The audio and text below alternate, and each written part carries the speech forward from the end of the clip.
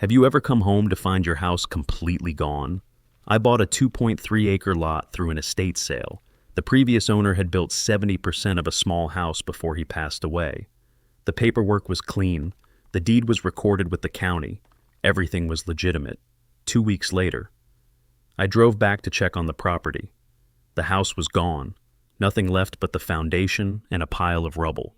3 people wearing uniforms that said HOA Enforcement stood in the middle of the debris, telling me they had conducted a lawful demolition of an unauthorized structure. 1 week after that, I received a subpoena. The HOA was suing me for $175,000. They destroyed my house. Then they sued me. That was the biggest mistake they ever made. Drop a comment letting me know where you are watching from, and if you enjoy stories about justice being served, hit subscribe so you do not miss what happens next. The property was supposed to be my fresh start. I had found it through an estate sale listing 2.3 acres of land with a partially completed house, sold by the family of a man named Gerald Morrison who had passed away 6 months earlier. Gerald had been building his retirement home when his heart gave out. The foundation was poured, the framing was done, the roof was on, 70% complete, according to the listing. The family wanted it gone quickly, and I had the cash from selling my condo in the city. The deal closed in 19 days. The deed was recorded with the county on a Tuesday afternoon in March. I drove out that same week to walk the property, took photographs of the structure, and made a list of contractors to call. Then I went back to the city to tie up loose ends before moving permanently. 2 weeks later, I returned. The drive took about 90 minutes through winding county roads, past farms and forest and the occasional gas station. I remember the weather was clear, the kind of spring morning that makes everything feel possible.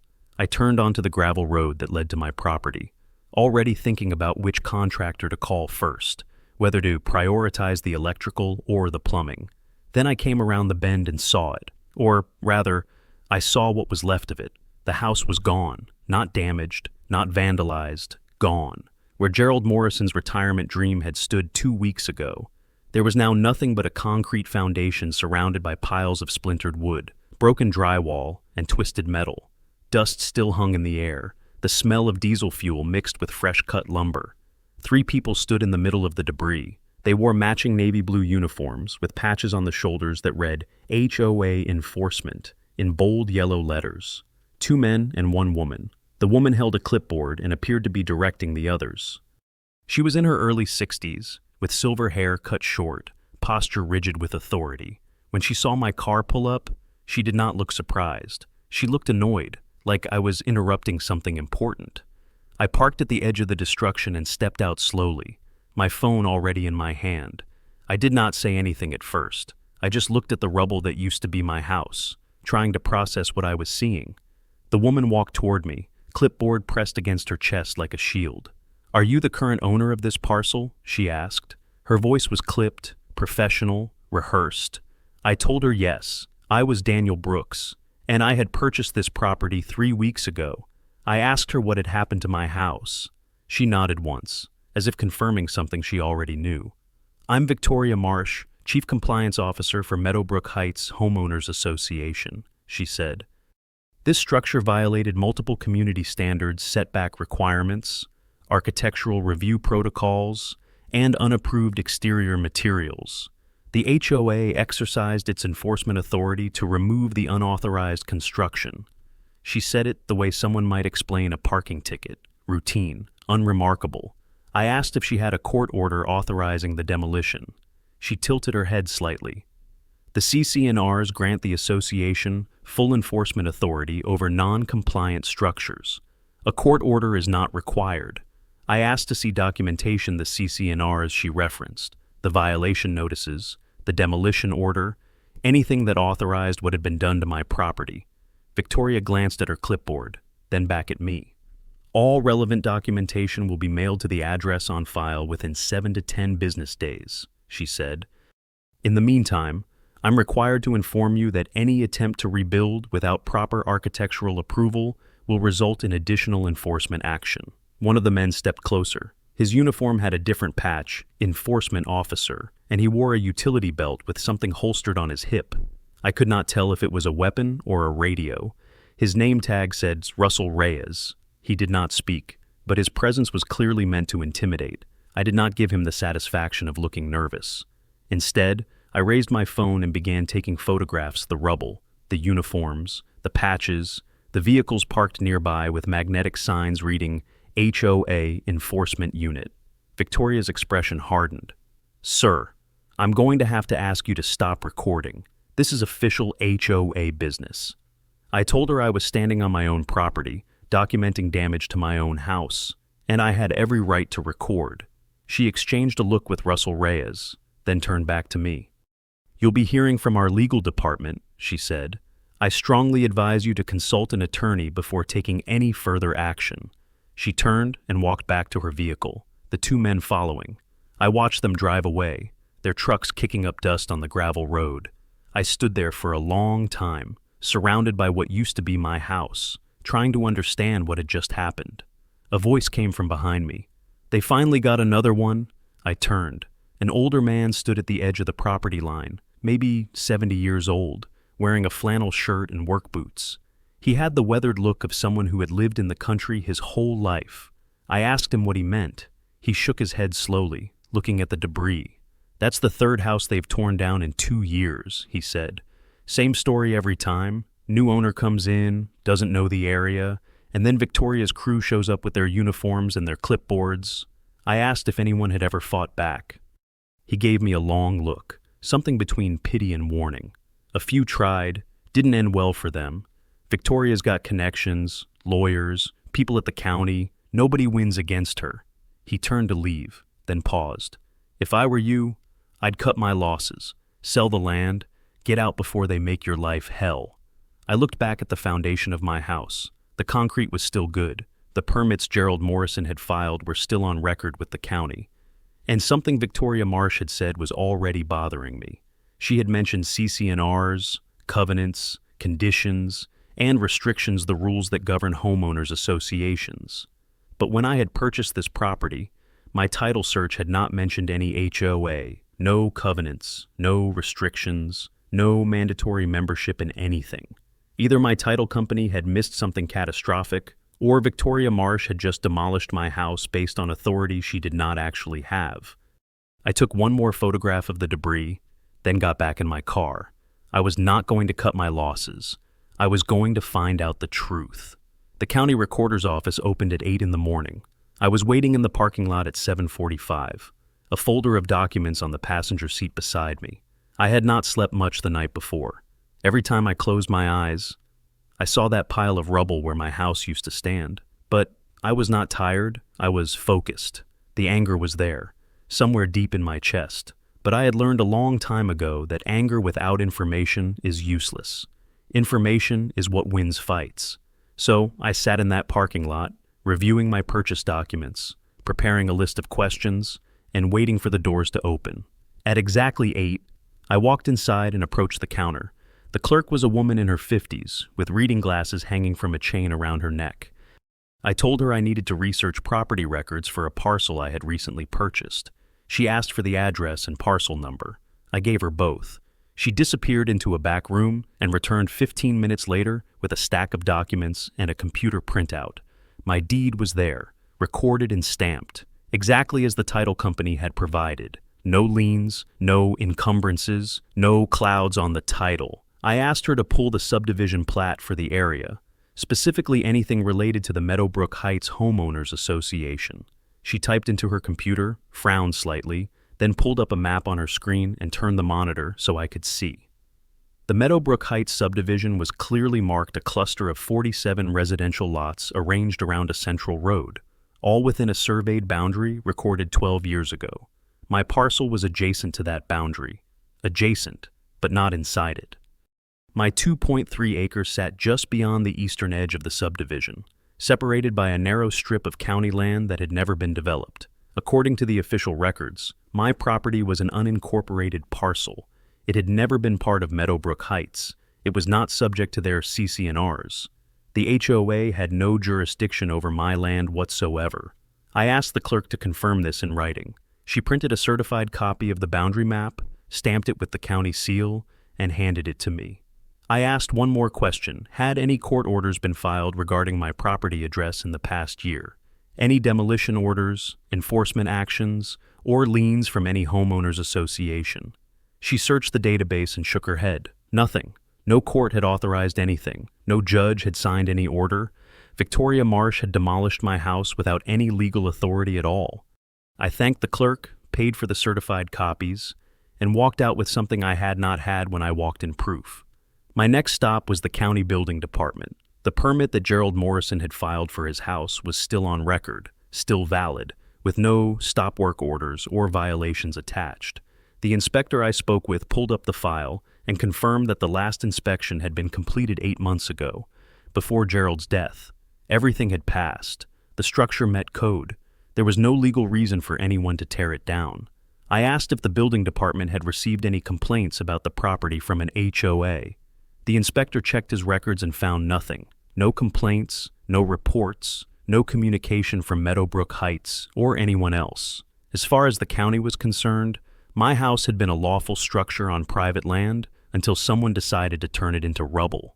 I called the county code enforcement office from my car. A supervisor confirmed what I had already suspected. They had not issued any violation notices for my address, and they had no record of any enforcement action. More importantly, he explained something that Victoria Marsh had conveniently omitted. Even if a structure violated local codes, only county code enforcement or a court order could authorize demolition. A homeowners association had no legal power to tear down buildings. They could fine members. They could place liens on properties within their jurisdiction, but they could not demolish structures. That was not how the law worked. I asked the supervisor if there was a term for private citizens who destroyed property while claiming governmental authority. He paused for a moment. That would depend on the specifics, he said carefully. But if they represented themselves as having enforcement powers they did not possess, that could potentially be criminal impersonation. You might want to speak with the sheriff's office. I did. The deputy I spoke with at the non-emergency line was professional but cautious. He took down the details of what had happened: the uniforms, the patches, the magnetic signs on the vehicles, the claims of enforcement authority. He said he could not make any determination about criminal charges based on a phone call, but he noted that impersonating a peace officer was a serious offense in this state. So was criminal destruction of property. He suggested I file a formal complaint and preserve any evidence I had collected. I told him I had photographs and video from the scene. He gave me a case number and told me someone from the investigations unit might follow up. It was not a promise, but it was a start. I now had documentation from 3 separate county offices confirming that Victoria Marsh had no authority to do what she had done. The question was what to do with that information. The answer arrived in my mailbox 4 days later. A thick envelope from Meadowbrook Heights Homeowners Association, sent via certified mail. Inside was a document titled Notice of Violation and Assessment of Penalties. The violations listed were extensive unauthorized construction, failure to submit an architectural review application, failure to pay assessment fees, and obstruction of enforcement personnel. The total amount due was $47,500, payable within 30 days. Failure to pay would result in a lien on my property and further legal action. At the bottom of the notice was a signature: Victoria Marsh, Chief Compliance Officer. I read the document 3 times, making sure I understood exactly what they were claiming.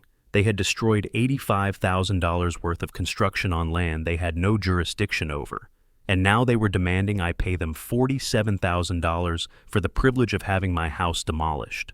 This was not a billing dispute. This was not a misunderstanding. This was extortion dressed in bureaucratic language, and I was not going to pay a single cent. I started building my file. Every photograph, every document, every recording, every certified copy. I was going to need all of it. The Meadowbrook Heights Homeowners Association held its monthly meetings on the 2nd Thursday of each month at 7 in the evening. The location was a community center about 2 miles from my property, a squat brick building with fluorescent lighting and folding chairs facing a long table at the front. I arrived 15 minutes early, carrying a folder with my certified county documents. Before I walked in, I confirmed that my phone was recording audio. This was a one-party consent state. Every word spoken in that room would be captured. About 20 residents sat in the folding chairs when I entered. most of them looking like they would rather be anywhere else. At the front table sat 5 people. I recognized Victoria Marsh immediately, same rigid posture, same silver hair, same expression of administrative contempt. A 5th person sat slightly apart, a man in his late 50s with thinning hair and a rumpled suit. His placard read, Harold Pence Legal Counsel. Victoria called the meeting to order at 7 and moved through budget updates and landscaping contracts in under 3 minutes. Then she reached the item I had been waiting for, new business violation disputes. She looked directly at me. Mr. Brooks, you may approach. I walked to the front of the room and placed my certified county boundary map on the table in front of her. I stated my case once, clearly. I had purchased the parcel 3 weeks ago. According to this document stamped and sealed by the county recorder, my property was an unincorporated parcel located outside the surveyed boundaries of the Meadowbrook Heights subdivision. The HOA, therefore, had no jurisdiction to assess violations, demand fees, or authorize demolition of any structure on my land. I stopped speaking and waited. Victoria did not pick up the document. She did not glance at it. She smiled thin, condescending, and folded her hands on the table. Mr. Brooks, I'm aware your parcel sits outside the original subdivision plat. That's not in dispute. She paused, letting the admission settle into the recording. However, your property falls within our community service area. All structures visible from community roads are subject to architectural review under our expanded governance protocols. I asked her to point to where community service area, or expanded governance protocols, appeared in the recorded CC&Rs. She waved her hand. County records reflect what was filed 12 years ago. Our community has evolved. Harold Pence straightened in his chair and spoke with the rehearsed confidence of a man who had delivered this explanation before. The Architectural Committee has jurisdiction over all visible structures within the community viewshed, he said. This is a well-established principle of community governance, recognized in numerous state and federal court rulings. The visual corridor doctrine supersedes parcel boundaries when community aesthetic standards are at stake. He delivered this as settled law, his tone implying that questioning it would be embarrassing for me. I asked him to cite the specific statute or case law establishing viewshed jurisdiction over non-member properties. Harold Pence blinked. He shuffled his papers. That's a complex legal question. I'd be happy to provide a written explanation at a later date. I asked for his state bar number so I could verify his credentials and review his written explanation properly. The room went silent. Harold's face tightened. I don't see how that's relevant to this proceeding. He did not provide the number. Victoria cut in before I could press further. Mr. Brooks, you have 30 days to pay the assessed fees of $47,500. If you fail to do so, we will file a lien on your property and pursue legal action. I asked what would happen if I refused to recognize the HOA's authority over land that was not part of the HOA. Victoria's smile did not waver. Then we will refer the matter to our enforcement partners for additional action. I asked, who are these enforcement partners? She tilted her head slightly, her voice dropping just enough to make the next words land like a threat rather than an answer. You'll find out if you don't comply. The room stayed silent. 20 residents stared at their hands, their phones, the floor anywhere but at me or at Victoria. No one spoke. No one objected. No one asked what additional action meant. They already knew, or they were too afraid to find out. I thanked the board for their time and returned to my seat. The meeting continued for another 10 minutes, but the atmosphere had changed. Victoria's voice remained steady, but the board members beside her sat stiffly, avoiding eye contact with each other. These were not co-conspirators. These were people trapped in something they did not know how to escape. When the meeting adjourned, I walked to the parking lot with my folder tucked under my arm. I was almost to my car when footsteps approached from behind. I turned. One of the board members, a woman in her late 40s with worried eyes, had followed me outside. Her placard had identified her as Grace Harris, the secretary.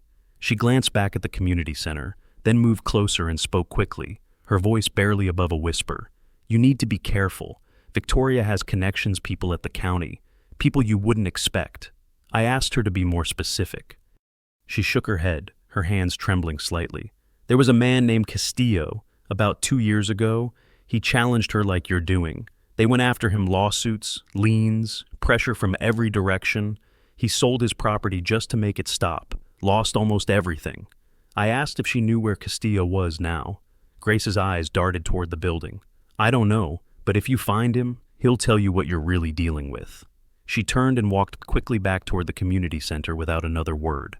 I stood alone in the parking lot, the evening air cool against my face. Victoria Marsh had admitted on the recording that my property was outside the subdivision plat, then asserted authority anyway. Harold Pence had claimed a legal doctrine he could not cite and refused to provide his bar credentials. And now I had a name: Stephen Castillo, someone who had fought back and lost, someone who knew how this operation worked from the inside. I got into my car, started the engine, and pulled out of the parking lot. Grace Harris had told me to be careful, but careful was not going to stop Victoria Marsh. I needed to find Stephen Castillo before they figured out I was looking. I found Stephen Castillo 3 days later, 40 miles from Meadowbrook Heights, working maintenance for a property management company. When I called and explained who I was, he was silent for a long moment. Then he said, "I wondered when someone else would call. We agreed to meet, but that meeting would have to wait." The morning after I found his number, I drove to my property with a contractor to assess the foundation and clear the debris. 4 vehicles were parked in a line across the entrance to my land, 3 pickup trucks with HOA enforcement magnetic signs, Victoria Marsh's silver SUV. 8 people stood in formation near the rubble pile. Victoria watched my car approach like she had been expecting me. I parked on the road and stepped out. My contractor, Bill Patterson, parked behind me. Victoria walked toward us before we could take 3 steps. "Mr. Brooks, this property is currently designated as an active enforcement zone under HOA Enforcement Code Section 12.4. No unauthorized personnel or work crews are permitted until the compliance matter is resolved." She said it like she was citing a federal statute. I told her this was my property, that I had a recorded deed, and that no HOA code superseded state property law. Victoria shook her head slowly. Section 12.4 grants the association authority to restrict access to non-compliant properties pending resolution. Your contractor will need to leave immediately. She turned to her enforcement team. "If they don't leave in 5 minutes, we'll have them removed." One of the enforcement officers stepped forward, Russell Reyes. His hand drifted to his hip and rested on something holstered at his belt. The shape was unmistakable. I kept my voice steady. "Is that a firearm?" Russell did not blink. "Enforcement personnel are authorized to carry for protection during compliance operations." I looked at Victoria. "Your private security is armed on my property while preventing me from accessing it. You understand that's multiple felonies." Victoria's smile held. "Mr. Reyes is acting within the scope of his duties. I suggest you leave before this becomes more complicated." I took out my phone and dialed 911. I reported armed individuals claiming enforcement authority were blocking access to my private property. The dispatcher said deputies were on the way. Victoria's smile disappeared. Neighbors began appearing at the edges of their properties. First 2, then 5, then 8, phones out, doorbell cameras are active. The entire scene was being recorded from multiple angles. When the sheriff's cruiser appeared on the gravel road, Victoria straightened her posture and prepared to perform. 2 deputies stepped out, a man and a woman, both with the careful demeanor of officers entering an unknown situation. The male deputy approached Victoria first. "Ma'am, we received a report of armed individuals blocking access to private property. Can you explain what's happening here?" Victoria launched into her explanation with practiced confidence, enforcement authority, compliance dispute, restricted access protocols. She made it sound routine. The deputy listened without expression. "Do you have credentials?" Victoria produced a laminated card from her clipboard. The deputy examined it for 2 seconds. "Ma'am, this is not a law enforcement credential. This does not authorize you to restrict access to private property or to detain anyone." He turned to Russell Reyes. "Sir, are you carrying a firearm?" Russell nodded. "Do you have a concealed carry permit issued by this state?" Silence. The deputy's voice hardened. "I'm advising you to leave this property immediately. Mr. Brooks has documentation showing legal ownership of this land. Whatever dispute exists needs to be resolved through civil courts, not by armed obstruction. If we receive another call, We will take enforcement action, and I will personally ensure charges are filed for unlawful restraint and criminal trespass." Victoria's face was rigid. "This isn't over. You'll be hearing from our attorneys." She turned and walked to her SUV. Her team followed in disarray. Russell Reyes was the last to leave. Bill Patterson assessed the foundation that afternoon. The concrete was sound. Rebuilding was possible, but I did not get to think about rebuilding for long. 3 days later, a process server appeared at my door with a thick envelope. The Meadowbrook Heights Homeowners Association was suing me in civil court. The complaint demanded $175,000 across 3 causes of action: $50,000 for unauthorized construction damages, $75,000 for interference with lawful enforcement, and $50,000 for emotional distress inflicted on HOA personnel. The numbers were absurd. The house they demolished had been worth $85,000. They were claiming more than double that in damages for destroying my property. The attorney of record was Harold Pence. That night, I searched the State Bar website. Harold Pence's license had been suspended 18 months ago for client trust account violations. He was not authorized to practice law. He was not authorized to file lawsuits. And he had just signed his name to a complaint in civil court demanding $175,000 from the person whose house his clients had illegally demolished. The lawsuit was not just frivolous, it was fraud. I met Stephen Castillo at a diner halfway between his apartment and Meadowbrook Heights. He was a man in his late 50s, with tired eyes and calloused hands, someone who had worked hard his entire life and had nothing to show for it except lessons learned the hard way. He ordered coffee and did not touch it. He just talked. 2 years ago, he had purchased a small lot adjacent to the Meadowbrook Heights subdivision. He built a storage shed for his landscaping equipment. Within a month, Victoria Marsh and her enforcement team showed up, declared the shed a non-compliant structure, and demolished it while he was at work. When he threatened to sue, the HOA sued him first $90,000 in damages for unauthorized construction and community aesthetic violations. He could not afford a lawyer. He settled for $35,000 just to make it stop. They made him sign a non-disclosure agreement as part of the settlement. "I've kept everything," Stephen said. He slid a folder across the table. Inside were photographs of his demolished shed, copies of the violation notices, the settlement agreement, and a canceled check made out to Meadowbrook Heights HOA. They told me I could never talk about this, but I don't care anymore. I lost my business because of what they did. I want them stopped. I asked if he knew of other victims. He nodded slowly. "There have been at least 5 or 6 others since I settled. Same pattern every time. New owner, demolition, lawsuit, settlement. Victoria calls it community protection. Everyone else calls it extortion." I thanked him for his courage and told him I would be in touch. His evidence was exactly what I needed: proof of a pattern, proof of intent, proof that what happened to me was not an isolated incident but part of a systematic operation. The next day, I hired an attorney. Her name was Olivia Carter, and she specialized in HOA disputes and property rights litigation. She had spent 8 years at the State Attorney General's office before going into private practice. And she had a reputation for not backing down from fights that other lawyers considered too risky. I brought her everything: my county documents, my recordings from the HOA meeting, the photographs and videos from the confrontation, the police report, Stephen Castillo's folder, and the lawsuit that Harold Pence had filed against me. She reviewed the materials for over an hour without speaking. When she finally looked up, her expression was grim but focused. "This isn't just civil overreach," she said. "This is criminal, multiple felonies. And if Harold Pence filed this lawsuit with a suspended license, that's fraud upon the court." She started making a list. We had work to do. Olivia filed a motion to dismiss the HOA's lawsuit on grounds of lack of jurisdiction. The motion was straightforward. My property was outside the recorded boundaries of the subdivision, and therefore the HOA had no legal authority to assess violations, demand fees, or claim damages.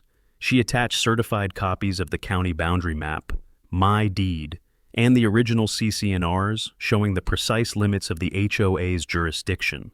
Under court rules, the HOA had 21 days to respond with evidence supporting their claim of authority over my property. We were betting that they would overreach. We were right. On the 19th day, the HOA filed its response. Attached was a document titled Amended Covenants, Conditions, and Restrictions, allegedly adopted 6 years ago. According to this document, the HOA's jurisdiction had been expanded to include all parcels within the community service area and visual corridor. My property was specifically listed as falling within this expanded boundary. Olivia called me that evening. Her voice was calm, but I could hear the edge of anticipation beneath it. They submitted forged documents to the court, she said.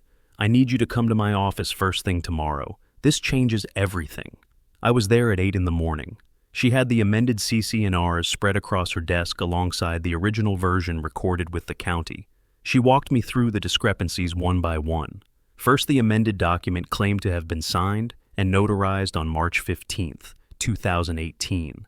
But the notary whose stamp appeared on the document had not received her commission until September of that year, 6 months after she supposedly witnessed the signatures.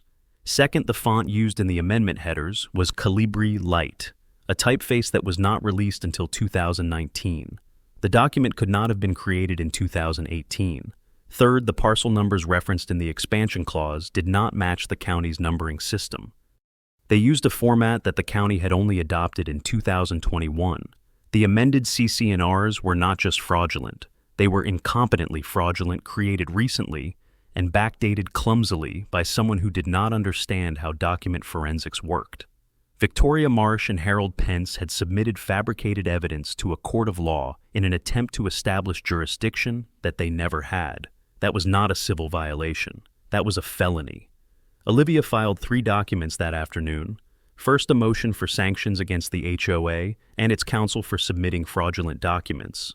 Second, a formal referral to the district attorney's office requesting a criminal investigation for fraud, forgery, and perjury. Third, a complaint to the state bar detailing Harold Pence's unauthorized practice of law and his submission of forged documents while representing clients in litigation.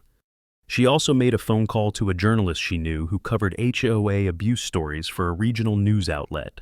The journalist was very interested. Victoria Marsh's response came within 48 hours, but it was not directed at the court. It was directed at the community. Posts appeared on local forums and neighborhood apps calling me a dangerous individual who was threatening community safety and again harassing HOA volunteers. The language was inflammatory and personal, accusing me of intimidation, stalking, and making violent threats against Victoria and her family. None of it was true. All of it was documented. I screenshot everything before it could be deleted.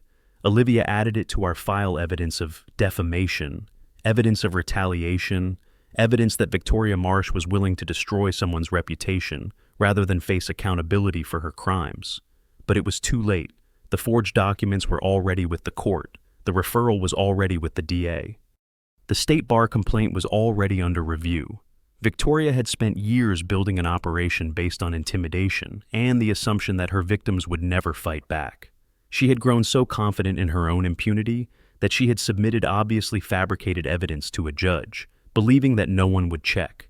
She had miscalculated. The trap was set. Now we waited for the system to close it. The state bar moved faster than I expected. 11 days after Olivia filed her complaint, Harold Pence received official notification that an investigation had been opened into his unauthorized practice of law. The letter informed him that practicing with a suspended license was a criminal offense in this state, punishable by up to 2 years in prison, within 48 hours. Harold Pence filed a notice of withdrawal as attorney of record for Meadowbrook Heights Homeowners Association. He cited irreconcilable differences with the client as his reason. He did not mention the forged documents he had submitted to the court. He did not mention the state bar investigation. He simply disappeared from the case, leaving Victoria Marsh without legal representation in the middle of active litigation. Olivia told me that Victoria had contacted 6 different law firms in the region, trying to find replacement counsel. All 6 declined. Word travels fast in small legal communities, and no attorney wanted to inherit a case built on fabricated evidence and criminal exposure. 3 weeks after the state bar notification, I received a phone call from the district attorney's office. An investigator named Thompson wanted to meet with me to discuss the referral Olivia had submitted regarding the forged CC&Rs. I agreed immediately. The meeting took place in a windowless conference room at the County Administrative Building. Thompson was a man in his early 50s, with the deliberate manner of someone who had spent decades building cases piece by piece. He had a file in front of him that was already 3 inches thick. He did not waste time with pleasantries. "Mr. Brooks, we've received your attorney's referral regarding document fraud," he said, "but I want you to know your case is not the only complaint we've received about this organization. We've been watching Meadowbrook Heights HOA for almost 2 years. Your evidence may be what we needed to move forward." He asked me to walk him through everything from the beginning. I did the purchase, the demolition, the confrontation, the meeting, the armed blockade, the lawsuit, the forged documents.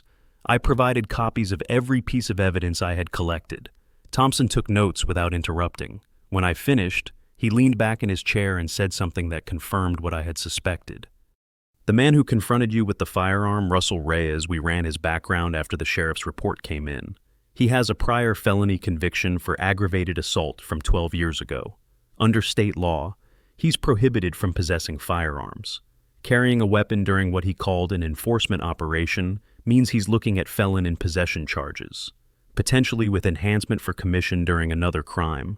I asked what other crimes were being considered. Thompson's expression remained neutral. Document fraud, extortion, criminal impersonation, destruction of property. "We're still building the case, but your documentation has been extremely helpful."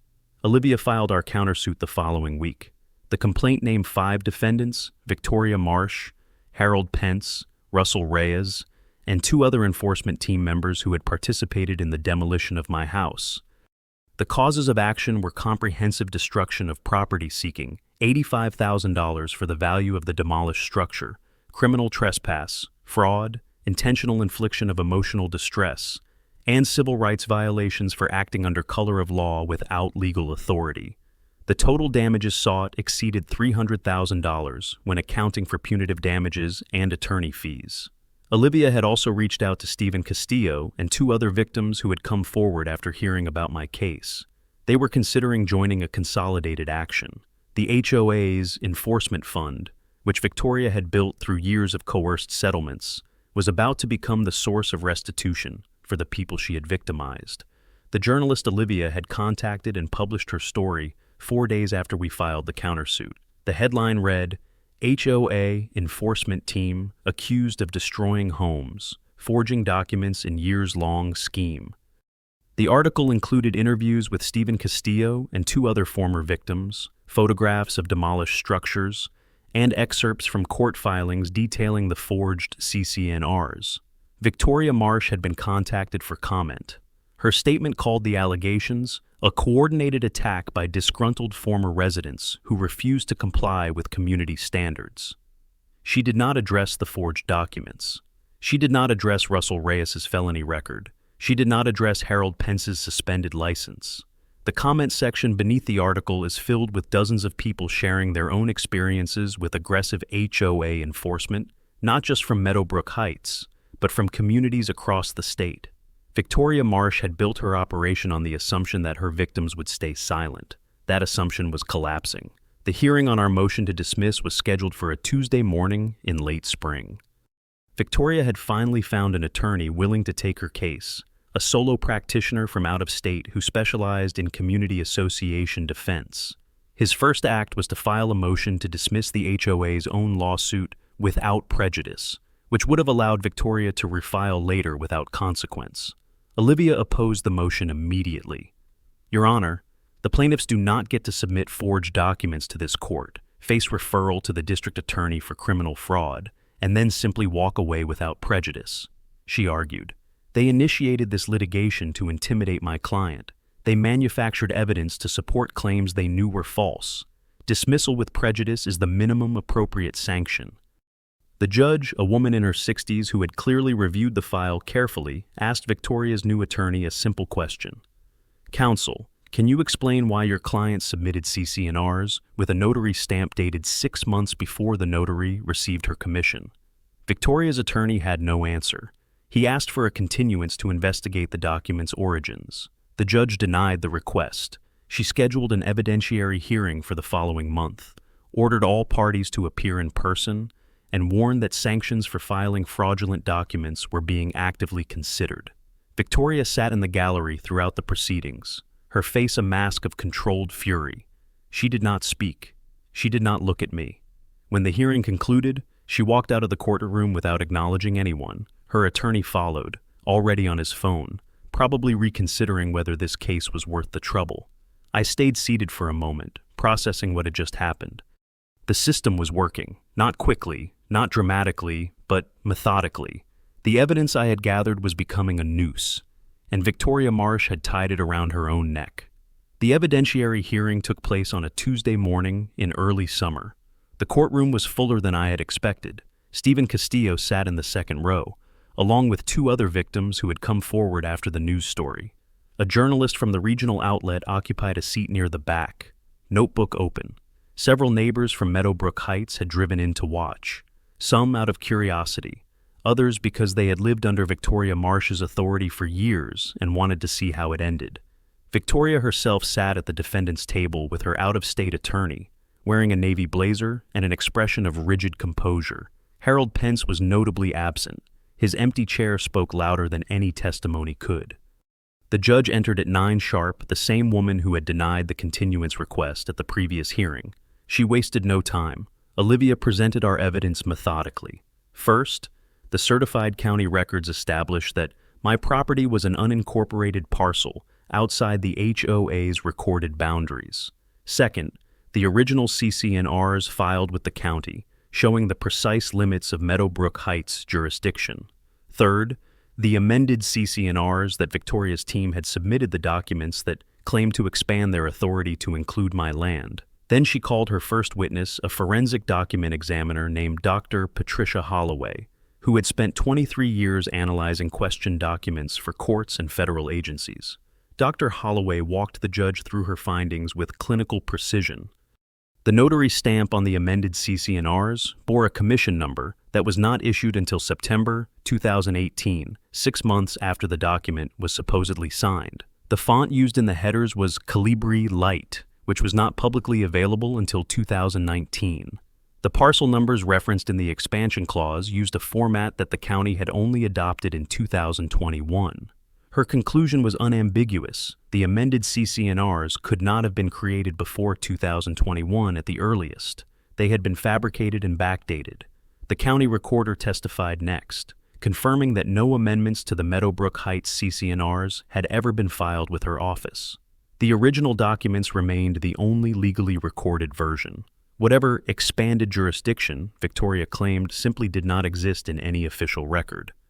Victoria's attorney attempted to argue that the discrepancies were clerical errors, that the documents had been created in good faith based on board resolutions that were never properly recorded. The judge cut him off mid-sentence. "Counsel, your client submitted documents to this court with fabricated dates, impossible notary stamps, and references to systems that did not exist at the time of alleged creation. That is not a clerical error. That is fraud." She turned to Victoria. "Ms. Marsh, I'm going to allow you to explain. Do you wish to take the stand?" Victoria's attorney advised against it. Victoria ignored him. She walked to the witness stand with the bearing of someone who still believed she could talk her way out of anything. Olivia approached for cross-examination. "Ms. Marsh, did you have a court order authorizing the demolition of Mr. Brooks's house?" Victoria lifted her chin. "The CC&Rs grant the association enforcement authority over non-compliant structures. A court order was not required," Olivia nodded. "And where in the recorded CC&Rs does it state that the HOA has authority over properties outside the subdivision boundary?" Victoria hesitated. "Our expanded governance protocols?" "I'm asking about the CC&Rs recorded with the county, Ms. Marsh, the legal document, not internal protocols." Another hesitation. "The recorded CC&Rs reflect the original boundaries, but the community has evolved. We believed our authority extended to visible properties within the service area." Olivia let the word hang in the air. "Believed, but you never verified with the county. You never obtained a court order. You never confirmed that my client's property was actually subject to your rules." Victoria's composure cracked slightly. "That's the attorney's job. Harold handled the legal questions." "Harold Pence," Olivia said. The attorney whose license was suspended 18 months before he filed this lawsuit on your behalf. Victoria did not respond. Olivia turned to the judge. Your Honor, Ms. Marsh has admitted under oath that she demolished a structure on property she believed, but never verified was under her jurisdiction. She relied on an attorney she knew or should have known was not licensed to practice.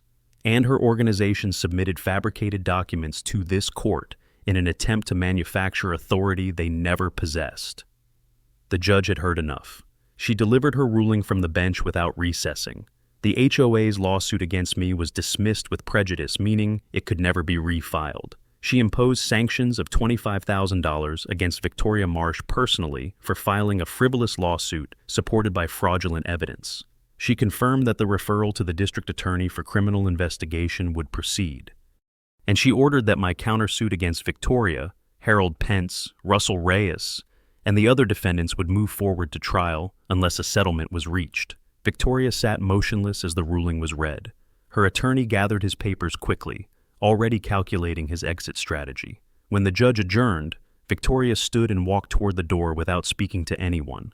A journalist intercepted her in the hallway. Ms. Marsh, do you have any comment on the criminal investigation? Victoria's voice was flat, mechanical. This is a witch hunt. We were protecting our community from people who don't respect standards. Her attorney pulled her away before she could say more. I remained in the courtroom for a moment, watching the gallery empty. Stephen Castillo stopped beside me on his way out. I never thought I'd see this day, he said quietly. Thank you for not giving up. I told him it was not over yet. The civil case still had to be resolved. The criminal investigation was just beginning, but for the first time since I had driven up to that pile of rubble where my house used to stand, I felt something that resembled justice taking shape. The DA investigator appeared at my side as I was leaving. Mr. Brooks, we'll be in touch. This hearing gave us everything we needed to move forward with charges. I asked what came next. He smiled slightly. Now we let the system finish what you started. The indictments came down 6 weeks after the evidentiary hearing. Victoria Marsh faced charges for fraud, filing false documents, and criminal destruction of property. Harold Pence was charged with unauthorized practice of law. Russell Reyes faced felon in possession of a firearm with enhancement for impersonating a peace officer. 2 other enforcement team members were charged with trespass and property destruction. All 5 were arrested within 24 hours of the indictments being unsealed. Victoria's mugshot appeared in the regional news that evening. Same silver hair, same rigid posture, but the administrative contempt was gone. She looked like someone who had finally run out of room to maneuver. The civil case settled before the criminal trials began. Victoria's insurance carrier refused to cover intentional acts, leaving her and her co-defendants personally exposed. The final settlement totaled $185,000 paid from the HOA's enforcement fund. The same account Victoria had built through years of coerced settlements now compensated her victims. Stephen Castillo and 2 others filed their own lawsuits shortly after. Within months, the fund she had weaponized for years was depleted entirely. There was a certain symmetry to that. The tool of intimidation became the instrument of restitution. The criminal trials concluded the following spring. Victoria Marsh pleaded no contest to fraud and filing false documents. The judge sentenced her to 18 months in state prison, 3 years probation, and permanently barred her from serving in any HOA leadership capacity. Harold Pence's law license was revoked permanently. Russell Reyes went to trial, lost, and received 3 years for the firearm charge with enhancement. The others received probation and restitution orders. The system had processed them all, not dramatically, but thoroughly. Every participant faced consequences proportional to their role. That was enough. The remaining Meadowbrook Heights board members dissolved the enforcement program unanimously. An independent audit revealed more than $340,000 had flowed through Victoria's fund over 6 years, most of it extracted from property owners who never should have been targeted. The audit findings were forwarded to the state attorney general. A legislator introduced a bill requiring court orders before any HOA could take action against property. Whether it would pass remained uncertain, but the conversation had started. Victoria Marsh had operated for years in silence. Now her methods were being examined under lights she could not control. I rebuilt my house. It took 8 months quiet work, done properly this time. No one from Meadowbrook Heights came near my property line. When it was finished, I stood on the front porch and looked out at the land that had cost so much to keep.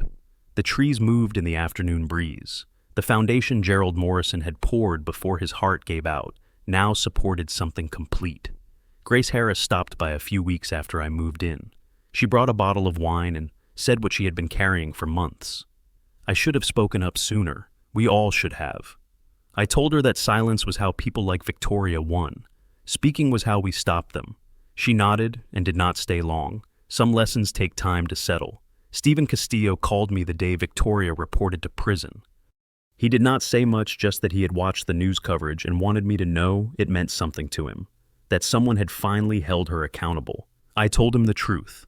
I had not done anything extraordinary. I had checked the records. I had documented what happened.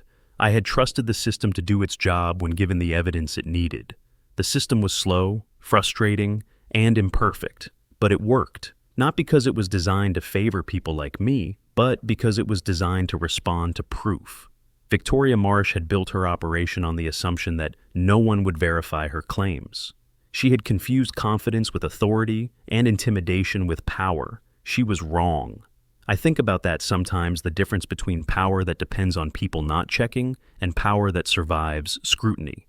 Victoria controlled Meadowbrook Heights for years because her victims did not know where to look. They saw uniforms and clipboards and official-sounding language, and they assumed it was real, but none of it was recorded with the county. None of it would have survived 5 minutes in front of a judge who asked for documentation.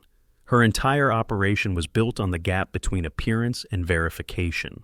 I closed that gap, not with anger, not with confrontation, with records, timestamps, and certified copies. The legal system did not care about my feelings. It cared about evidence, and evidence was something I could provide. The house is quiet now.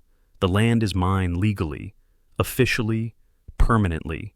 No one will ever stand at my gate again and claim authority they do not possess. Victoria Marsh is serving her sentence. Harold Pence will never practice law again. Russell Reyes is behind bars. The enforcement fund is empty. And I am sitting on a porch that exists because I refuse to accept a lie dressed in bureaucratic language. Some people believe power comes from intimidation. I believe it comes from documentation. In the end, the difference is simple. Intimidation requires compliance. Documentation only requires truth. I had the truth. That was enough.